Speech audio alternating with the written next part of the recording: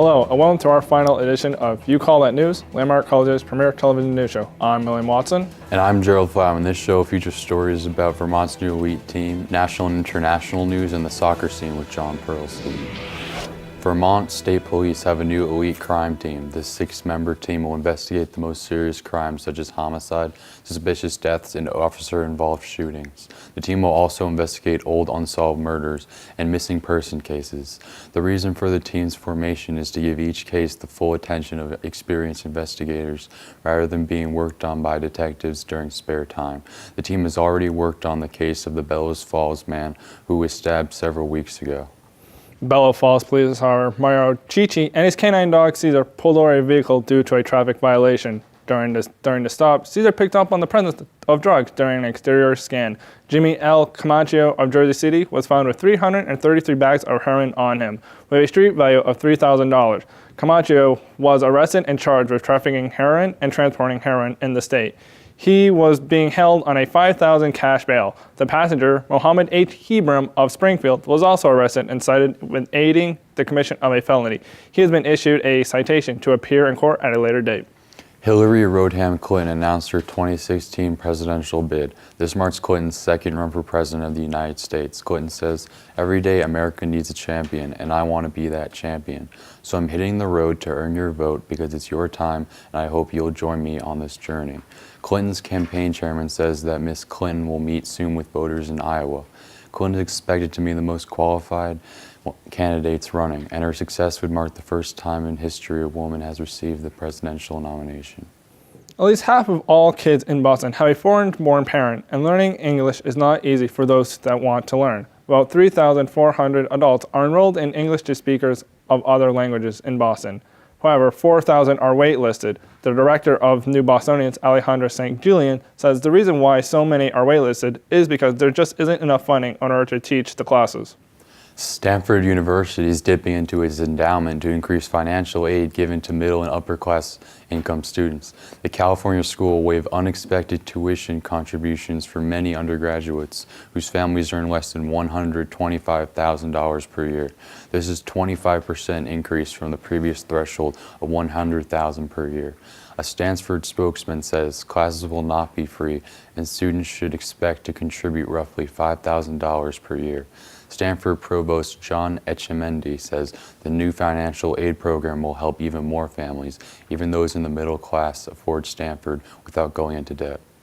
Linda Bean, a well-known seafood processing plant based in Maine, is accused of cruelty by PETA. The organization implanted a person to get a full-time job at Linda Bean Company. The operative wore a camera and captured how the lobsters' crowds were being killed. The video clip had been shown nationwide audience by CBS. It was described as an illegal lobster killing technique.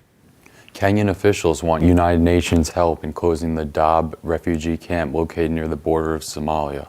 The camp set up in '99 to host civilians caught in the Somalian civil war. The camp is located an hour drive from the border town of Garissa, where militants slaughtered almost 150 college students earlier this month. The camp holds close to 600,000 refugees. Kenya's Deputy President William Ruto told the BBC that after the Garissa University attack, the company's security is top priority. Ruto reportedly gave the UNHCR, the United Nations Refugee Agency, 3 months to shut down the camp and relocate its residents to an alternative site. Now over to John Pearlstein with a special report about DARPA. John.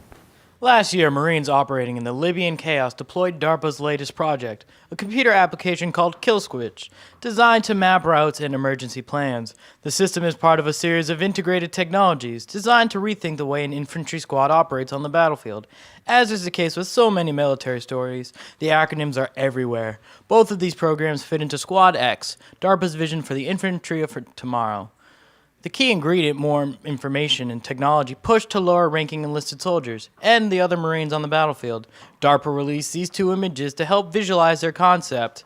In these artist interpretations, soldiers patrol a city street with drones flying overhead and a bizarre mule-like robot following. This concept shows how an individual soldier will have a greater understanding of everything from the location of enemies to his or her comrades' ammunition and vital signs. DARPA Director Arati Prabhakar says that over the coming months, her agency will conduct a series of experiments to better understand what an infantryman can do for use in the project. Prabhakar says that she believes that they will learn a lot from these experiences. The United States is looking for a new place to move its base away from Futina in Okinawa, Japan, with local residents wanting to close to the base, and opponents are asking for a total removal of the base off Okinawa. This argument has been going on for a while, and it could be causing rifts between the Japanese and the United States government. While both are backing the move, they're calling it a regrettable loss. Volcanoes can be dangerous, but not all are deadly. The United States, there's one volcano that has geologists looking at. Yellowstone Parker's supervolcano has been rising ever so slightly every year, and the last 3 times this massive volcano erupted was 2.1 million, 1.3 million, and the most recent 640,000 years ago. If you take the time to do the math, it's overdue for a 4th eruption. Almost a year at dawn, a 4.8 magnitude earthquake hit Yellowstone Park, its biggest quake in 34 years.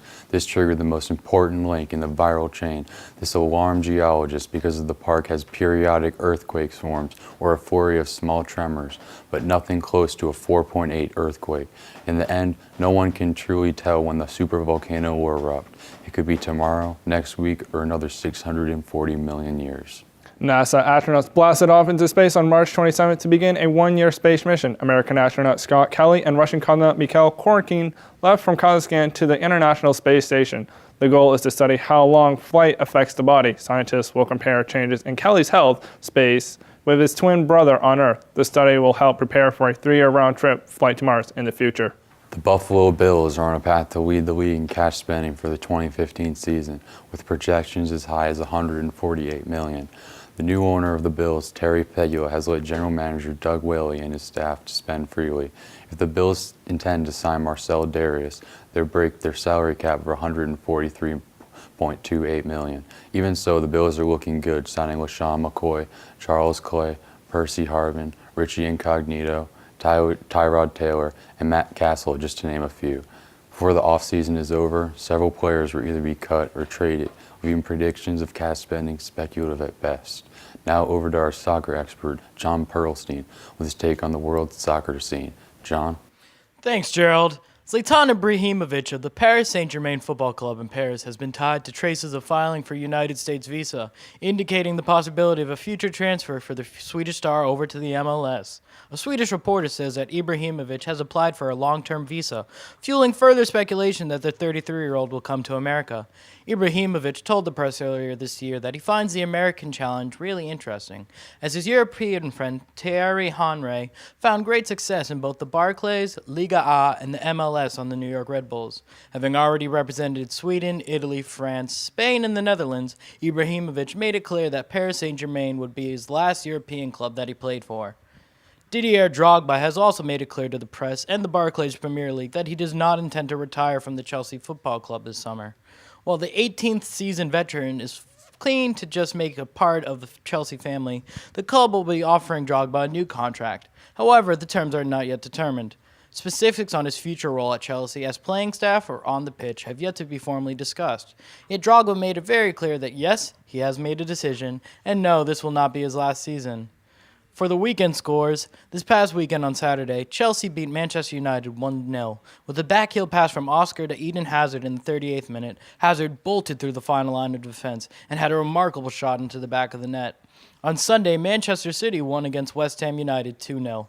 After an unfortunate own goal from James Collin in the 18th, Manchester's star striker Sergio Aguero was able to open the floodgates and seal the deal after a marvelous counterattack in which Aguero and Jesus Navas broke through defense and outdid the keeper. Unfortunately, David Silva left the game in a stretcher when he received an elbow to the face in the 66th minute from Cheku Kuyate. No further details on the injury has been released. This weekend on the 25th, West Bromwich hosts Liverpool, and Manchester City faces Aston Villa at home, and Newcastle United goes up against Swansea City. On the 26th, Arsenal will host Chelsea FC, and Everton goes head-to-head at home with Manchester United. Back to you, William. Why do knuckles crack? That is a question that scientists have been debating since the 1940s. Originally, science thought the sound was bubbles shifting in the fluid of the joint, but more research shows that it is bubbles forming that makes the noise. Scientists also believe that contrary to the urban myth, cracking knuckles can actually be good for you rather than causing arthritis. So crack your knuckles carefully. In the Indian village of Salvador de Mundo, Parliament passed a law banning couples from kissing in public after receiving many complaints. Residents of the village claim sight of couples kissing to be a form of obscene behavior. There are banners being displayed in public that spread awareness of this ban. Most of the public kissing is in the beaches of Goa, where most of the couples that kiss in public are tourists. Did you know that 44 states and America have lotteries? Basically, that's like running a huge gambling business. These states spend $500 million on the year lottery every year alone. Lottery sales totaled $68 billion. That's bigger than money spent in America's last year on movie tickets, music, porn, the NFL, Major League Baseball, and video games combined. So basically, Americans spend more money on the lottery than they do on America. Lottery companies love to sell you the hope that there is a 1 out of 166 million chances of winning the lottery. Sure, there are lower cash prizes with slightly better chances of winning. And even for the people who do win life, they can get even harder. I'm sure you can guess why. Thanks for watching our show, You Call That News, and a special thanks to the staff at BCTV, Roland, Jeff, and Cora for all their assistance with our show. I'm William Watson. And I'm Gerald Flatman, and thanks for watching.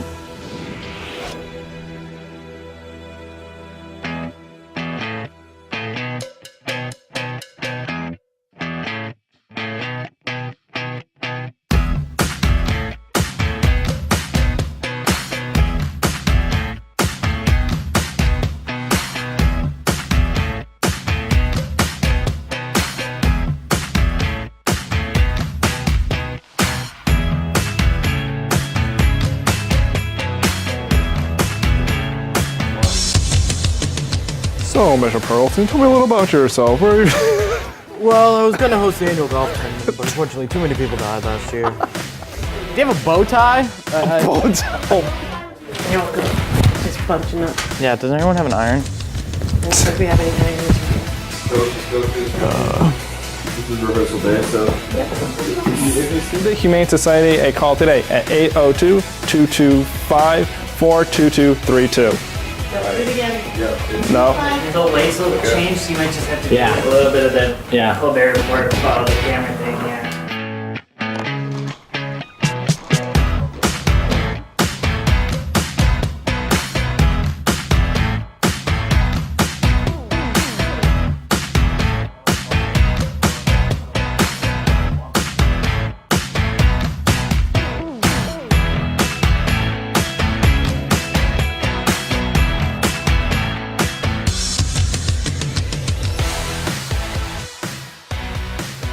Do you have a fez? Can someone cut to my camera, Miss Cavalier? Oh, here's the you can wear his coat. Yeah. It was. I just botched it.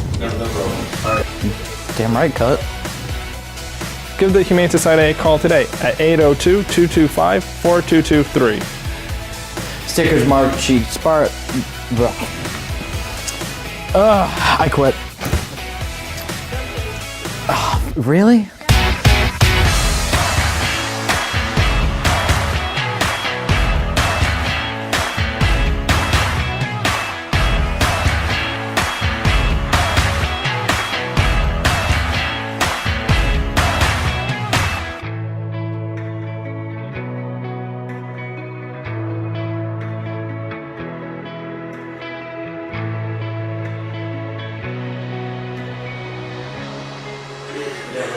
God damn it, Gerald, where are you?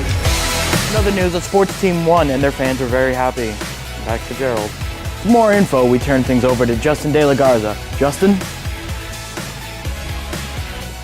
Justin, Dude, what? that was your cue, buddy. You got it. Give the Humane Society a call today at 802-254-2232. Yay! Alright, so we're gonna take it from the beginning of the segment. Yep. Alright. Stand by. Call him. I'm stretching him.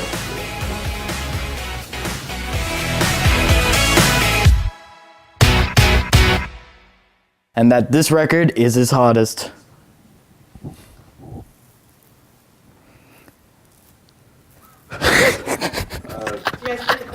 Yeah, wait. God damn it, Gerald, where are you? Thanks for watching tonight's edition of You Call That News? I'm John Perlstein, and that's William. Stop asking me about Sherlock Watson. Stay classy, Brattleboro.